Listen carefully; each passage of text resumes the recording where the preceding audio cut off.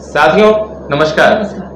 आज एक बार फिर से हम लोग दोनों एक नई चर्चा के साथ आपके सामने आए हैं और ये चर्चा भी दिल्ली से जुड़ी हुई है, दिल्ली के इतिहास से जुड़ी हुई है, दिल्ली के चुनावी राजनीतिक इतिहास से जुड़ी हुई है, या ये भी कहें कि दिल्ली के आंदोलनों के इतिहास से जुड़ी हुई है। दिल्ली आंदोलन का शहर है, आंदोलन का शहर है। दिल्ली में गाहे बागाहे अक्सर आंदोलन हो जाते हैं, किसी किसी मुद्दे पर हो जाते हैं। तो आज हम लोग चर्चा करेंगे दिल्ली को आंदोलनों से, खासकर राजनीतिक आंदोलनों से क्या मिला क्या नहीं मिला, दिल्ली कितनी छली गई, दिल्ली के साथ छल हुआ या न्याय हुआ। तो आज हम चर्चा करते हैं, शुरुआत करते हैं। आपको ध्यान होगा वर्ष 2012 की बात, वर्ष 2012 याद है, निर्भया कांड। निर्भया कांड में 16 दिसंबर की वो काली रात, वो कैसे कोई भूल सकता है? कोई नहीं भूल सकता। कोई नहीं भूल सकता। एक बस में एक मासूम लड़की के साथ जिस तरह की दरिंदगी हुई, उसने पूरे दिल्ली को, दिल्ली ही नहीं पूरे देश को झकझोर कर रख दिया था। और दिल्ली उस समय आंदोलनों की आग में झुलसने लगी थी, जगह जगह आंदोलन चालू हो गए थे दोषियों को दंड देने के लिए, सजा देने के लिए। तो अभी विषय हम लोगों का वो नहीं है, विषय कुछ और है, लेकिन ये मैंने आपको इसलिए बताया कि आंदोलनों का इतिहास जो रहा है और भी पुराना रहा है, लेकिन जो मुख्य रूप से हम लोग की चर्चा की शुरुआत है वो वहां से है। इसके कुछ समय बाद तुम्हें याद होगा हमारे देश के महाराष्ट्र के रहने वाले एक बुजुर्ग, जो देश से भ्रष्टाचार खत्म करने के लिए और जन लोकपाल कानून लाने के लिए, लागू करने के लिए चले थे आंदोलन करने। नाम याद है? आप बोलेंगे कि हम बोले? अन्ना। हाँ, अन्ना को तो याद है। फिर कौन भूल सकता है उनका नाम? तो अन्ना हजारे एक ऐसे व्यक्ति जिन्होंने निस्वार्थ रूप से देश को भ्रष्टाचार मुक्त बनाने के लिए एक आंदोलन छेड़ा। उनके आंदोलन की आग देश में फैलती चली गई और धीरे धीरे उनका काफिला दिल्ली पहुंच गया। दिल्ली में आंदोलन शुरू हुआ, भयंकर तरीके से हुआ, देश भर के लोगों ने समर्थन दिया। हम लोग उस समय दिल्ली में ही थे। हाँ, दिल्ली में थे। और तरह तरह से लोग आते रहे, जुड़ते रहे। लोगों के मन में एक उम्मीद की किरण जागी थी कि अब हमारे देश को भ्रष्टाचार से आजादी मिलेगी, मुक्ति मिलेगी, आजादी मिलेगी। लेकिन अन्ना जैसे व्यक्ति के साथ भी छल हो गया। उनका साथ देने के नाम पर कुछ लोग उस आंदोलन में ऐसा शामिल हो गए, ऐसा शामिल हुए, ऐसा घुस गए कि अन्ना को उन्होंने गौण कर दिया, किनारे कर दिया। अन्ना मुख्य चेहरा थे, लेकिन क्योंकि मुख्य चेहरा इसलिए थे क्योंकि वो भीड़ अन्ना के नाम पर एकत्रित हुई थी, जुटी थी। अन्ना ने पूरे देश को एकजुट कर दिया था। इंडिया अगेंस्ट करप्शन नाम की बातें आने लगी थी, देश को भ्रष्टाचार मुक्त बनाने की बात आने लगी थी सामने। लेकिन इसी बीच कुछ लोग, कुछ तुच्छ लोग अपनी ओछी मानसिकता लेकर इस आंदोलन में घुस गए। एक व्यक्ति थे जो खुद को बताते थे कि इनकम टैक्स कमिश्नर रह चुके हैं। कमिश्नर रहे हैं कि नहीं रहे हैं ये तो जांच का विषय है। कोई कहता है कि डिप्टी कमिश्नर तक थे, कोई कहता है कि नहीं कमिश्नर थे। उन्होंने दावा किया कि उन्होंने स्वराज नाम की पुस्तक लिखी। बाद में यह भी बात आई कि किसी और ने लिखी थी वो किताब, और दावा करने वाले भाई साहब ने उस पर अपना नाम डलवा दिया। मामला जांच का है, लेकिन अन्ना के साथ खेल शुरू हो गया। उस व्यक्ति ने अन्ना को अपना राजनीतिक मोहरा बना लिया। पहले तो राजनीतिक गुरु कहते थे, लेकिन बाद में मोहरा बना लिया। अन्ना के पूरे आंदोलन को हाईजैक कर लिया उस बीच लोगों ने नारा दिया था अन्ना के लिए, अन्ना नहीं ये गांधी है, अन्ना नहीं ये आंधी है, आज का ये गांधी है। याद है?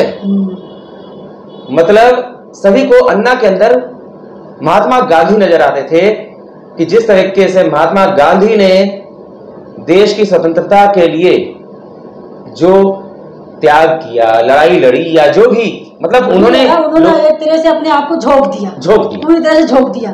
तो लोगों ने अन्ना को भी उसी रूप में देखा कि अब कोई और खड़ा है जो हमारे देश को भ्रष्टाचार से मुक्ति दिलाएगा। जन लोकपाल लाने के लिए बड़ा आंदोलन। उस बीच एक व्यक्ति, उस समय तक मैं नाम नहीं जानता था, एक व्यक्ति अन्ना के आंदोलन के समय माइक गाजा वाजा लेकर पहुंचा आंदोलन में, और हम लोगों ने उसको माइक वाले बोलते थे। हम लोगों ने उस व्यक्ति को माइक वाला कहा। हालांकि बाद में पता चला कि वो एक कवि महोदय हैं, कुमार विश्वास। उनको चेहरे से उस समय तक नहीं जानता था मैं, लेकिन हाँ, आंदोलन में शामिल जब मैं हुआ तो परिचय भी हुआ, मुलाकातें हुई, और अच्छा आगे बढ़कर हम लोगों ने बहुत कुछ किया अन्ना के नाम पर, भ्रष्टाचार से मुक्ति के नाम पर, देश में जन लोकपाल लागू करने के नाम पर। लेकिन अन्ना ने साफ कहा था कि उनका यह आंदोलन गैर राजनीतिक है, राजनीतिक नहीं होगा। और अन्ना तो अपनी बात पर अडिग रहे, वो राजनीति में आई भी नहीं। बात पे अड़े नहीं, सही बात है, वो राजनीति में नहीं आए। लेकिन उनको मोहरा बनाकर कुछ लोगों ने इस पूरे आंदोलन का राजनीतिकरण कर दिया। अन्ना के नाम पर देश से, विदेशों से काफी चंदा आया इस आंदोलन में समर्थन के लिए, इस आंदोलन को बड़ा करने के लिए। वो चंदा गया कहां? ये सवाल तो आज भी उत्पन्न होता है, पैदा होता है। अन्ना के नाम पर, अन्ना के आंदोलन के लिए, आंदोलन में सहायता के लिए फंड तो आया, फिर वो फंड गया आखिर कहां? अब ये जवाब वही जो इनकम टैक्स कमिश्नर होने का दावा करने वाले भाई साहब थे वो देंगे, या कौन देगा? अब नाम भी जान लीजिए, आप लोग समझ तो गए ही होंगे। उन इनकम टैक्स कमिश्नर रह चुके व्यक्ति ने अन्ना के साथ खुद को आमरण अनशन के लिए भी झोंक दिया था। उन्होंने अनशन भी किया।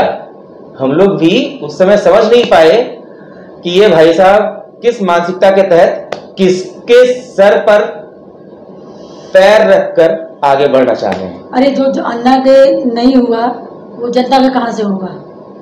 उस व्यक्ति ने अन्ना के आंदोलन का तो बेड़ा गर्क कर दिया, तहस नहस कर दिया।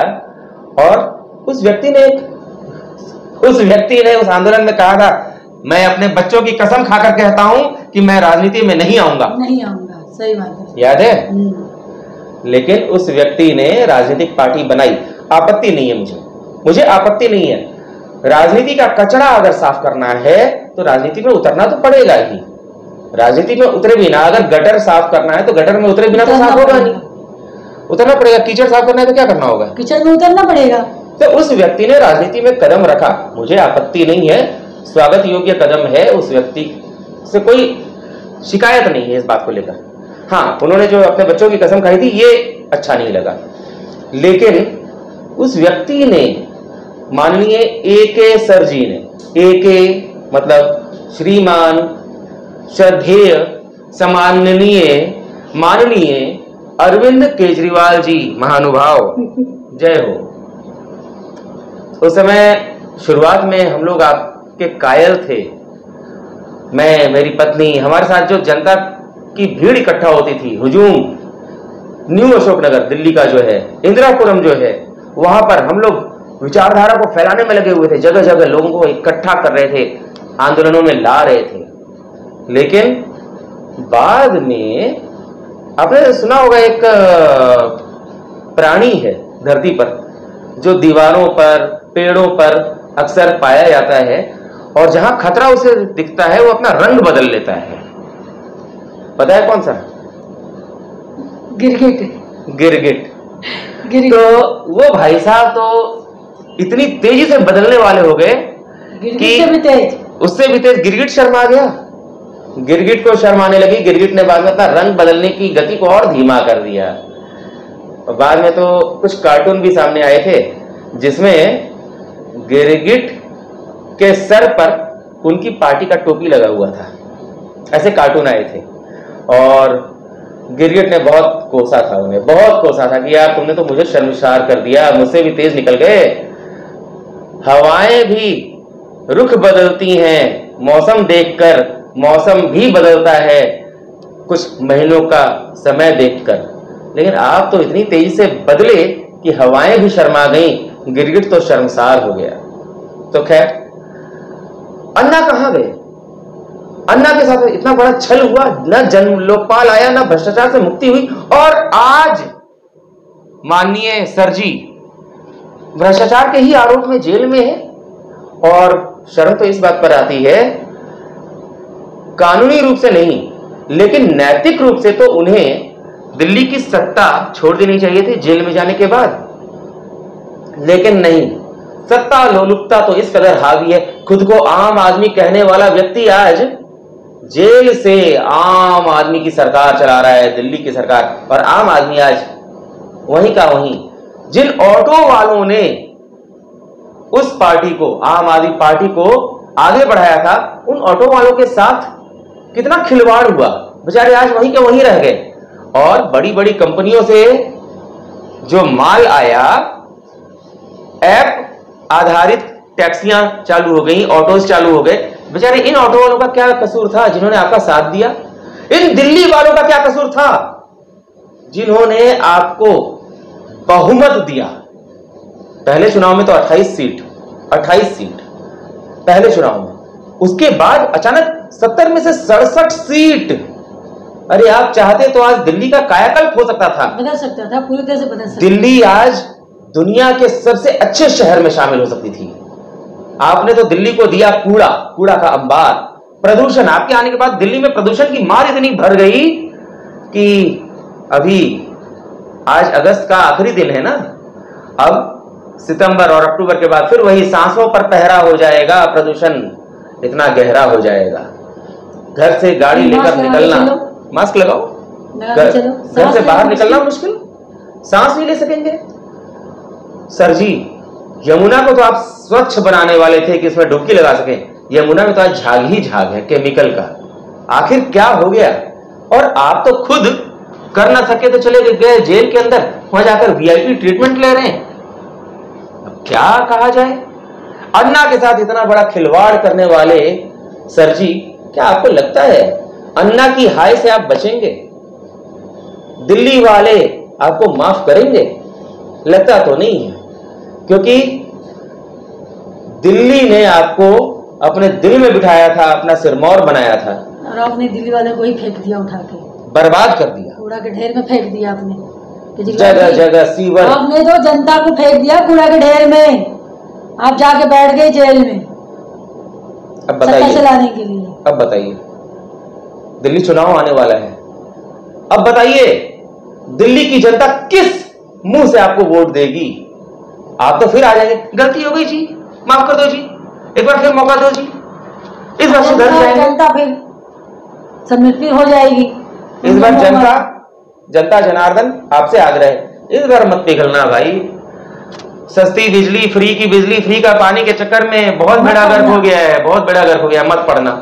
अब दिल्ली को देश का दिल बनाओ और खुद को सबसे अच्छे शहरों में शामिल करने के लिए आगे आओ।